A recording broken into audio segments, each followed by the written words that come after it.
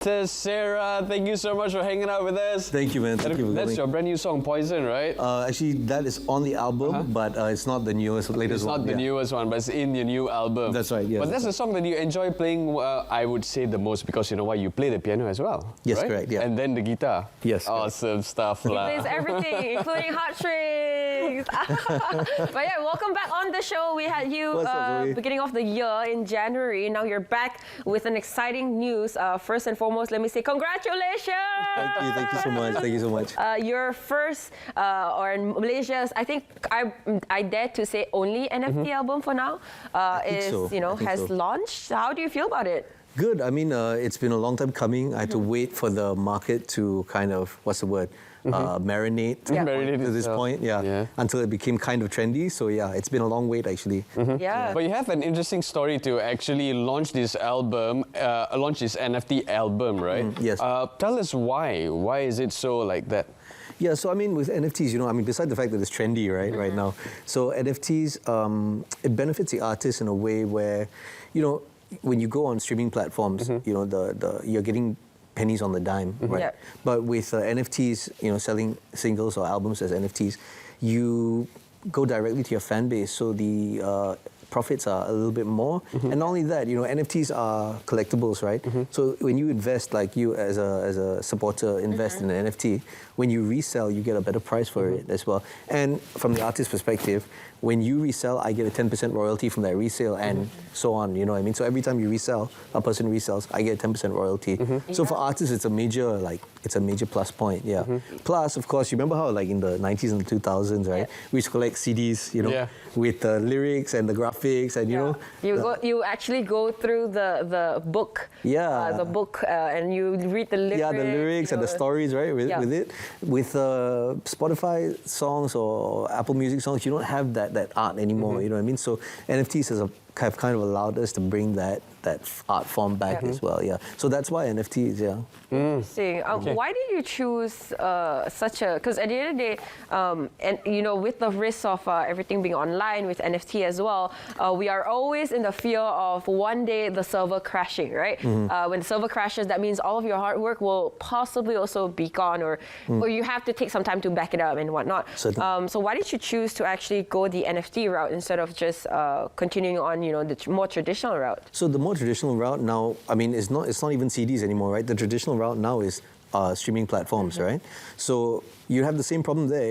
If the servers crash, there goes all your work as well. So of course, as artists, like I have a vault at home with stuff that has already been released and stuff that hasn't been released, and there's hundreds of songs in it as well. So that's my backup and safety. All right, nice. So now that we know this NFT album, talk to us about your song. You have a couple of songs in this album as well. 7 songs, So, of course, this song, you want to incorporate old school R&B, right? The melodies and the tune and all that. Why is it important to actually bring back the old school? Yes, we do like the old school. We feel very attached to old school stuff, but why is it actually really that important, and what does it mean to you? Well, bro, to be honest with you, it's not that I'm trying to bring back the old school. I'm just old, that's why.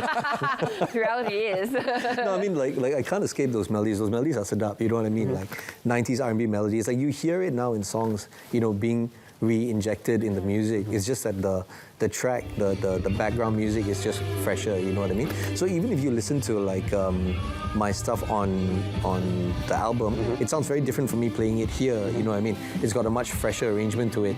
But yeah, it's not that I intentionally want to bring that back. It's just those melodies are... It's what evergreen, it's golden, you know what I mean? So exactly. Out of all of these songs you've written off this album, which is your favorite, and which is the one that was more meaningful or difficult for you to write?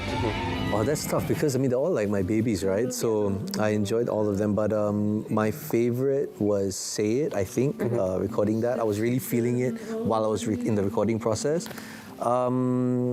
I wrote a song called 9 to 5, talking about the hamster wheel of the rat race, That was also a very Like I was really in the zone when I wrote that song. But in terms of recording, I think I got to say my favorite song off the album is the lead single, which is Say It. Yeah, yeah. I played it the last time I was on the show. Yeah. Yeah, I loved it. Yeah, Terrence actually loved it. He gave you, he was like, I love your jam because he's very. He at the end of the day, he's also like not old school. Like, he loves old school music. I hate saying the word old school because I'm like, no, that's not really old. Old school is like 70s and 80s. Yeah, and sure. Hey, the golden era. The golden era. So it's fine. All that.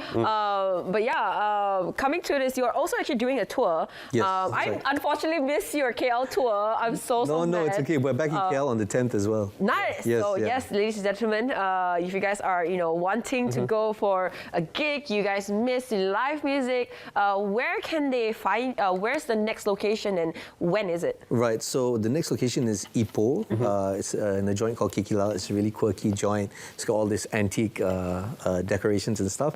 Then that's on the 28th of May, and then we have back in KL at Jama KL, which is a nice live joint. Yeah. And then we have Penang China House on the 24th. There are 2 more dates for Malacca and JB, but I haven't released that information yet. I will definitely release it soon. Yeah. If you're when you're releasing those information, where can your fans actually check it out? You can Google me, Christian THESEIRA. THESEIRA is THESEIRA. If not, if you find Zoe also, you can probably find me as well. Yes, You find correct. Zoe, you find him. But you find him, you'll find him. Definitely Exactly. can find him. Because actually, I Googled Christian THESEIRA to find out more. And I checked out his Instagram. Yep. It's awesome. Yeah, before we actually are a little bit short on time, but before we go, I actually have a question from one of your friends. Your friend is Nathaniel. Oh, It's actually Nathaniel, a very okay. funny question. I had to ask Yes, you. yes. He asked, hey, Christian, why do you always don't button your top? I've worded it as nice as I can. Is that your style? I guess so. I mean, so a big shout out to Nathaniel. He actually messaged me this morning and asked me whether I was awake. He actually is a special needs child. So I like to, this guy keep fighting the good fight, Nathaniel. Thank you so much for the reminder this morning. And yes, this is my style. I know you're trying to copy. It's cool. Adopt it, man. Make it a thing, okay? Thanks, Nathaniel. Keep fighting the good fight, man. Yeah. There we have it. Button on button. Please do follow him on his social media. Again, you guys can find him, Christian THESEIRA. It is C.H.I. Wait, C. C dot. You know what? Just type Christian THESEIRA. It's going to be a lot of dotting if I have to spell out his There's a dot between every letter, yeah. Dot in Christian between every T. letter. There we go. Thank you so much. Thank you so much, Christian, guys. for Thanks for actually having joining me. us. Thank you so much. And congratulations once again. And all the best. All the best to you. Thank you.